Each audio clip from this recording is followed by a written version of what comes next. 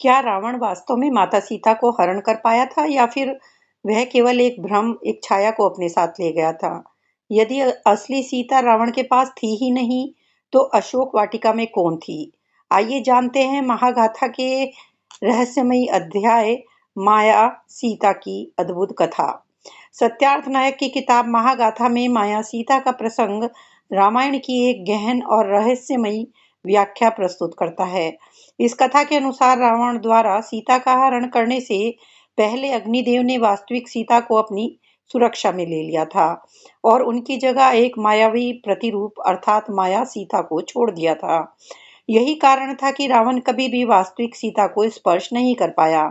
इस चैप्टर की समरी कुछ इस तरह से है। जब रावण साधु का वेश धारण करके पंचवटी पहुंचा और सीता का हरण करने लगा, तब देवताओं और अग्निदेव को ज्ञात था कि यह घटना भविष्य की बड़ी योजना का हिस्सा है। सीता की पवित्रता और सुरक्षा बनाए रखने के लिए अग्निदेव ने वास्तविक सीता को अपने संरक्षण में छुपा लिया और उसकी जगह माया सीता को स्थापित कर दिया। रावण उसी माया सीता को लंका ले गया।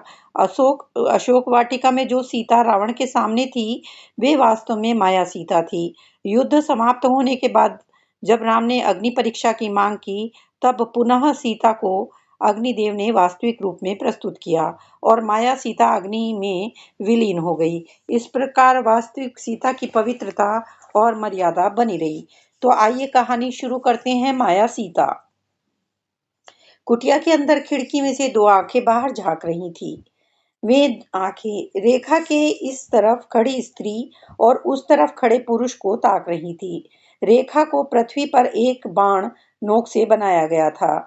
उसमें से अग्नि की अदृश्य दीवार उठती थी, जो दूसरी तरफ खड़े पुरुष को रेखा लांघने नहीं दे रही थी। स्त्री पुरुष को भिक्षा स्वीकार करने की विनती कर रही थी, किंतु पुरुष स्त्री से रेखा को पार करके बाहर आने का आग्रह कर रहा था।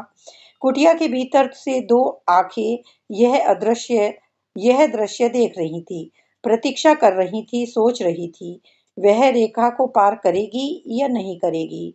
उन आंखों ने स्त्री को आगे बढ़ते देखा। उसके पैर उठे और रेखा को पार करके दूसरी तरफ चले गए। उसने रेखा को लांघ लिया था। वह उस पुरुष के सामने खड़ी थी। पुरुष का रूप बदल रहा था। वह तपस्वी असुर में बदल रहा था। फिर उसने स्त्री को पकड़ लिया और घसीटने लगा। वह चिल्ला रही थी। उसके नाखून असुर के चेहरे को नोच रहे थे। स्त्री ने दांत उसकी बाह में गड़ा दिए। उसके पैर वापस रेखा की ओर लौटना चाहते थे।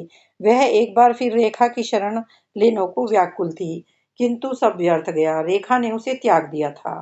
सीता। खिड़की पर टिकी दो आंखों ने मुड़कर पीछे खड़े देवता को देखा। वह चली गई अग्निदेव। रावण ने उसका अपहरण कर लिया। मुझे पता है सीता, आपको लगता है कि वह हमारा छल देख नहीं सकेगा। हाँ, वह नहीं देख पाएगा। उसे पहले ही इतना सब दिखाई नहीं दे रहा। रावण कभी नहीं जान पाएगा कि वह किसे लंका ले गया है।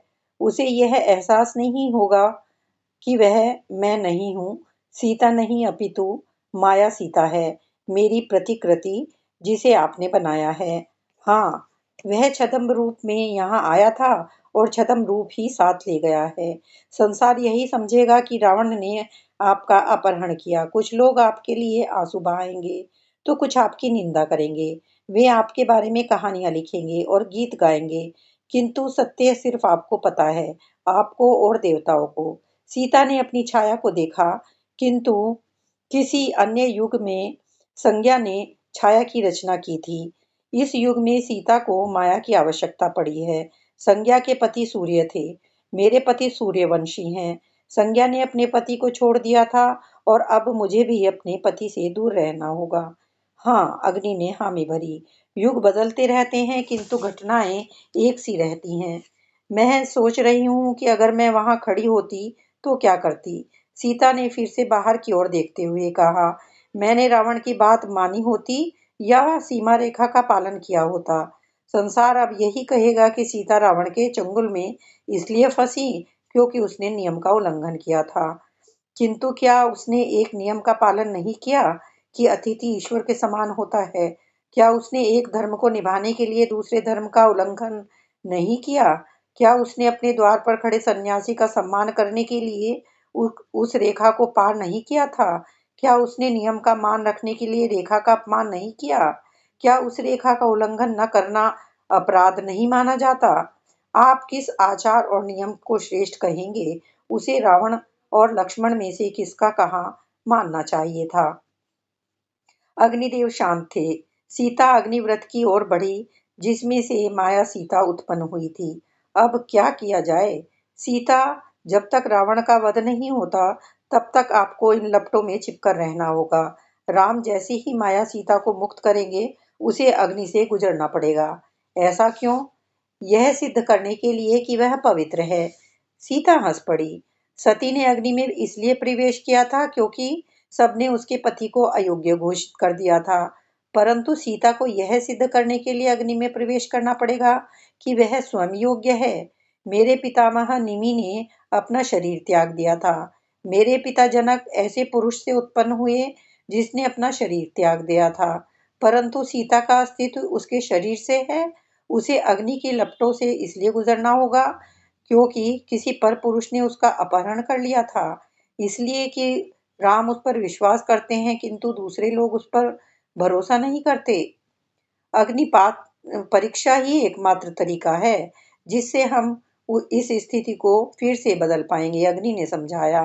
माया सीता अग्नि में प्रवेश करेंगी और आप उसमें से बाहर निकलेंगी।